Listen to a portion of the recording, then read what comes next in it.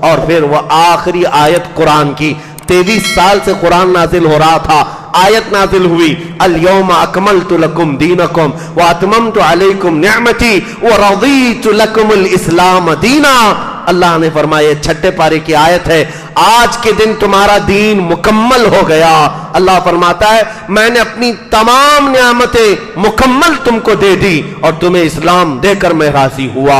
قرآن کی آخری آیت تھی، حضور نے فرمایا قرآن کے نازل ہونے کا سلسلہ بند ہو گیا، اب میرے بعد کوئی نبی نہیں آنے والا ہے۔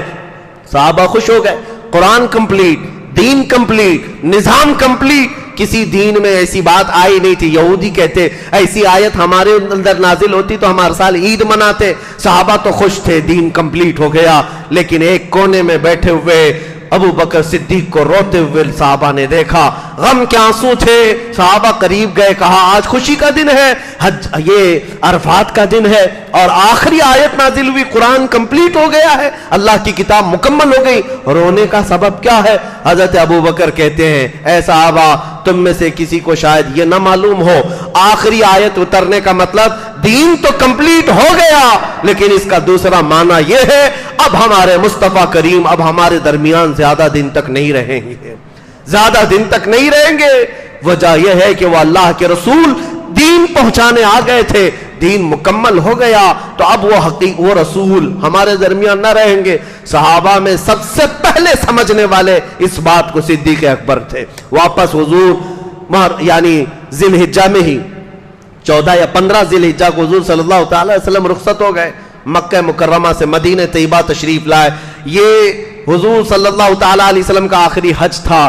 یہاں پر حضرت حضور اکرم صلی اللہ تعالی وسلم مدینہ تشریف لائے، معمول کے مطابق بات چل رہی تھی، محرم کا مہینہ گزرنے کو تھا، سفر آتے ہی حضور صلی اللہ تعالی علیہ وسلم کی طبیعت علیل ہوئی۔ یہ سفر کا مہینہ تھا، طبیعت علیل ہوئی۔ نبی پاک صلی اللہ علیہ وسلم ایک دن مسجد نبوی میں تشریف لائے اور منبر پر کھڑے ہو کر کے خطبہ دیا، اے میرے صحابہ اللہ نے اپنے ایک بندے کو اختیار دیا ہے، چاہے تو وہ دنیا لے لے چاہے تو اللہ کے پاس آ جائے، لیکن اس کے بندے نے دنیا چھوڑ دی، اللہ کے پاس جانے کو۔ صحابہ کے سامنے حضور ایسی مثالوں میں بہت ساری باتیں بتاتے تھے، بندے کے طور پر حضرت ابو بکر پھوٹ پھوٹ کر کے رونے لگ گئے۔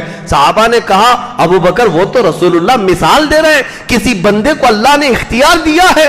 حضرت ابو بکر کہتے تم نہیں سمجھتے، وہ بندہ کوئی اور نہیں، وہ محمد رسول اللہ ہے، اللہ نے انہیں اختیار دیا ہے، چاہے تو دنیا میں رہ جائیں یا اللہ کے پاس جائیں۔ کیا تم نہیں سنتے ہو؟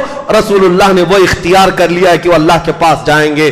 اب یہاں سے حضور صلی اللہ علیہ وسلم کی علالت شروع ہوئی، طبیعت خراب ہوئی، بیماری بڑھتی گئی، بخار شدت سے آنے لگا۔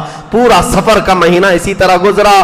سفر کا مہینہ ختم ہونے کے بعد کئی نشانیاں ایسی ہیں، حضور کبھی تشریف لاتے اور کچھ اہم باتیں بتاتے، انصار صحابہ کو جمع کیا اور ایسی باتیں کی کہ انصار اتنا روئے تھے ان کی داڑیاں بھیگ گئی تھی۔ انصار کہتے ہیں تم میرے لیے ایسی ہی ہو جیسے پیٹ میں میدا ہوتا ہے، میدے کے بغیر انسان نہیں رہتا، تم میرے لیے ایسی ہو۔ انصار سنو، دنیا کی قومیں بڑھتی جائیں گی، انصار گھٹتے جائیں گے، اتنے رہ جائیں گے جیسے آٹے میں نمک کی طرح، لیکن تم پر بہت بڑی ذمہ داری ہے، تم نے جو مجھے دیکھا، تم نے جو مجھے سیکھا، ہر چیز تم پوری دنیا میں پہنچاؤ گے۔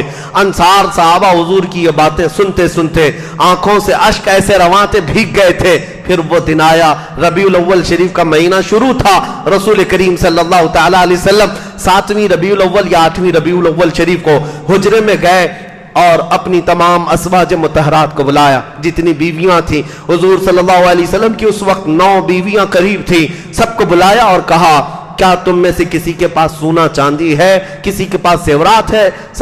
تمام ازواج نے پوچھا کیا بات؟ کہا اگر کسی کے پاس ہے تو چاہے تو وہ صدقہ کر دے، خیرات کر دے۔ ازواج مطہرات نے پوچھا آپ اس طرح کی بات کیوں کر رہے ہیں؟ حضور فرماتے ہیں اس لیے کہ میں رب العالمین کی بارگاہ میں جانے والا ہوں، میں یہ نہیں چاہتا کہ اس حال میں جاؤں کہ میرے گھر میں سونا چاندی جمع ہو، میرے گھر میں دنیا کا مال پڑا ہو، تم چاہو تو خیرات کر دو، حرام نہیں ہے، پہننا ناجائز نہیں ہے، لیکن میری خواہش یہ ہے کہ میں مولا کی بارگاہ میں فقیرانہ انداز میں جاؤں، میرے گھر میں کوئی دولت نہ رہے۔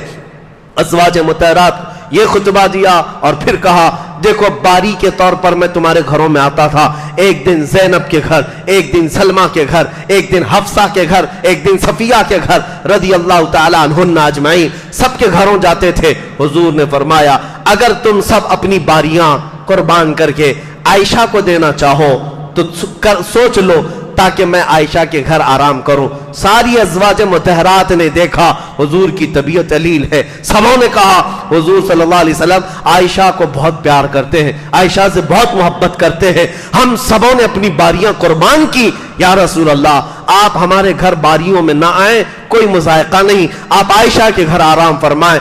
سبوں نے اپنی باریاں ام المومنین عائشہ کے لیے قربان کر دی۔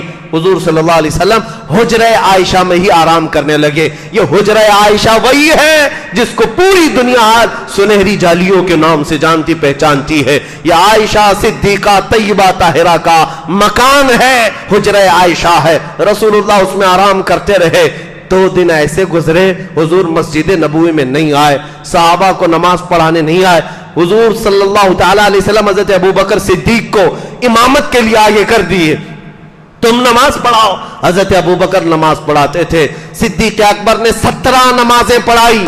میں روایتیں پڑھتا ہوں غم سے نڈھال ہو جاتا ہوں۔ 14 صدیوں کے بعد آج جب کبھی بخاری اٹھاؤ مسلم اٹھاؤ، یہ حدیث بیان کرنے والے صحابی کہتے ہیں ایک دن مغرب کی اذان ہوئی، بلال حبشی نے اذان دی اور اس کے بعد اقامت ہو گئی، ابو بکر صدیق پڑھنے لگے، ہر جماعت قائم ہوتی، صحابہ کہتے ہیں ہم ٹکٹکی باندھ کر حضور کے کمرے کی طرف دیکھتے تھے، حجرے کا دروازہ کھلے گا، دروازے سے پردہ ہٹے گا، آفتاب رسالت باہر آئیں گے، ہماری بھیگی آنکھوں کو ایک تمنا لے کر کے دیکھتے تھے، قرار آ جائے گا، چین آ جائے گا، لیکن حضور نہ آئے، 2 دن نہ آئے۔ مغرب کی اذان، جماعت کھڑی ہو گئی، ابو بکر صدیق امامت کے لیے آگے بڑھے تھے، اچانک کہتے ہیں پردہ ہٹا، حجرے کا پردہ ہٹا، صحابہ نماز میں ہیں، ہاتھ باندھے ہوئے ہیں، جیسے ہی پردہ ہٹا سب کے چہرے پھر گئے، قبلہ اس طرف ہے، حضور کا حجرہ اس طرف ہے، سب صحابہ پھر گئے نماز کے حالت میں۔ صحابہ کہتے ہیں انقریب ہم فتنے میں مبتلا ہو جاتے، آزمائش میں مبتلا ہوتے، سب دیکھنے لگ گئے اور سب کے سب آواز کرنے لگ گئے، بلند ہو گئی آوازیں، ابو بکر صدیق مصلی سے پیچھے ہٹنے لگے۔ لیکن ایک روایت بھی مجھے بتا دو، کسی نے کہا ہے کہ ان کا چہرہ پھر گیا تو ان کی نمازیں خراب ہو گئی، ان کی نمازیں ٹوٹ گئی، ہمارا چہرہ قبلے سے پھر گیا نماز ٹوٹ جائے گی۔ صحابہ ہیں قبلے سے چہرہ پھیر کر کے حضور کے چہرے کی طرف ٹکٹکی باندھ کر دیکھتے رہے، نماز کسی کی ٹوٹی نہیں۔ اسی کو ہم کہتے ہیں کعبہ تو دیکھ چکے، کعبے کا کعبہ دیکھو۔ صحابہ کعبے کا کعبہ دیکھ رہے تھے، حضور صلی اللہ تعالی علیہ وسلم اس دن آ تو رہے تھے لیکن کیفیت ایسی تھی، 2 صحابہ قریب گئے اور کندھوں پر حضور نے ان کے ہاتھ رکھا، حضور کے پیر زمین پر لگ نہیں رہے تھے اور زمین پر پیر گھسٹتے ہوئے آ رہے تھے۔ نبی کریم صلی اللہ علیہ وسلم اسی حالت میں مسجد میں آئے، کہا مجھ سے برداشت نہیں ہوتا کہ میں اپنی جماعت صحابہ کو نماز پڑھتے ہوئے نہ دیکھوں بلکہ دیکھتا رہوں، بار بار مجھے یہ خواہش ہے کہ میں نماز کی جماعت دیکھتا رہوں، نماز کی جماعت دیکھتا رہوں۔ اس بیماری کی شدت میں وہ رسول صحابہ کی جماعت کی نماز دیکھنے کے لیے آ گئے۔